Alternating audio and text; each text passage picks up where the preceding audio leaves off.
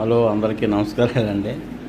ఈ non veg కోడికి అసలు అరెస్ట్ వారెంట్ వచ్చిందండి. చాలా వాగుడు ఎక్కువ. ఎలాంటి వాగుడంటే అందరి మీద ఏడుస్తాడు, మొదలెడతాడు. ఆ ఉమా ట్రావెల్స్ ఎంత మంచి ట్రావెల్స్, పాపం వాళ్ళ ఫ్యామిలీ కూడా చాలా ఇబ్బంది పెట్టాడు కొన్నారు. తర్వాత రవి ట్రావెల్స్, వాళ్ళందరూ రియల్గా పాపం కష్టపడి తిరిగారు.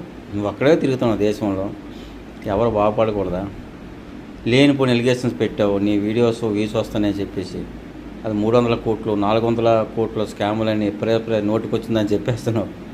ఏమో రాజకీయ పార్టీ చెప్పుకుంటే కదా, 1,00,000 కోట్లు తినేసాడు, ఈ కోట్లు తినేసాడు. అక్కడ పర్వాలేదండి, ఇది చాలా సీరియస్. ఈ బెట్టింగ్ యాప్స్ అని ప్రతి ఒక్క ఛానల్స్ చేశాయి. పెద్ద పెద్ద ఇంటర్నేషనల్ ఛానల్ చేశాయి. ఇప్పుడు డ్రీమ్11 అనేది తక్కువ. చాలామంది మా ఫ్రెండ్స్ ఆడుతారు డ్రీమ్11. వేలు లక్షలు పాడు చేసుకుంటారు. ప్రతి ఒక్కరు పెద్ద సెలబ్రిటీ చేశారు.